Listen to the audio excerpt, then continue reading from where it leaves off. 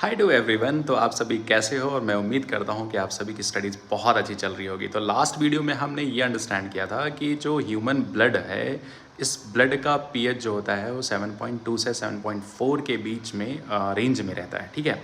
तो अगर हम देखते हैं तो ब्लड जो है ना हमारा बॉडी के अंदर दो स्टेट में प्रेजेंट होता है। एक ऑक्सीजनेटेड ब्लड है और दूसरा डीऑक्सीजनेटेड ब्लड है। तो ऑक्सीजनेटेड ब्लड वो ब्लड है जिसमें ऑक्सीजन का कॉन्सेंट्रेशन ज़्यादा है और कार्बन डाइऑक्साइड का कॉन्सेंट्रेशन कम है। ठीक है।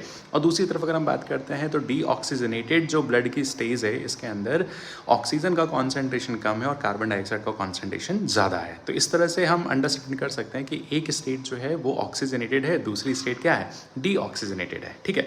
अब देखो यहीं से पीएच को रिलेट करना, जिस ब्लड के अंदर कार्बन डाइऑक्साइड का कॉन्सेंट्रेशन जितना ज़्यादा होता है, उस ब्लड के अंदर H+ आयन का कॉन्सेंट्रेशन भी क्या होगा, ज़्यादा होगा।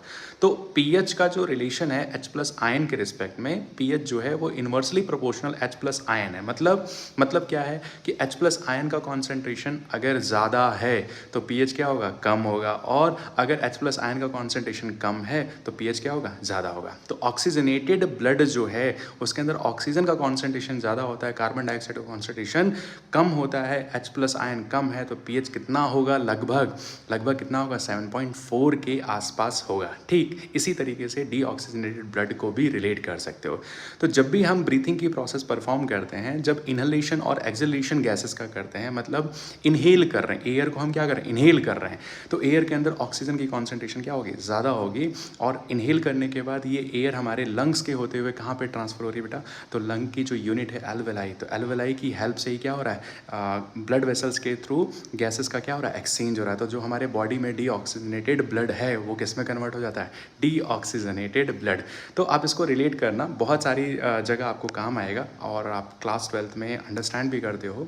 Breathing and exchange of gases वाले चैप्टर में काफ़ी डिटेल मैनर में आप अंडरस्टैंड करते हो कि किस तरीके से हमारे टिश्यू के अंदर मेटाबॉलिक रिएक्शन जब चल रही है, हमारे सेल के अंदर मेटाबॉलिक रिएक्शन चल रही होती हैं, तो सेल के अंदर का जो इन्वायरमेंट है वो कैसा इन्वायरमेंट है, एक्वस इन्वायरमेंट है, और सेल के अंदर कंटिन्यूसली मेटाबॉलिक रिएक्शन चलती है। तो मेटाबॉलिक रिएक्शन का जो एंड प्रोडक्ट है, एनर्जी के साथ साथ और क्या फॉर्म होता है, कार्बन डाइऑक्साइड, और सेल के अंदर वाटरी जो इन्वायरमेंट है, वाटर और कार्बन डाइऑक्साइड रिएक्ट करते हैं और क्या बना देते हैं, carbonic acid, in the presence of carbonic anhydrase. तो कार्बोनिक एसिड फर्दर हाइड्रोलाइज होता है बेटा, तो हाइड्रोलाइज होता है, ब्रेक होता है, मतलब कार्बोनिक एसिड H+ आयन और बाइकार्बोनेट में। तो ये दोनों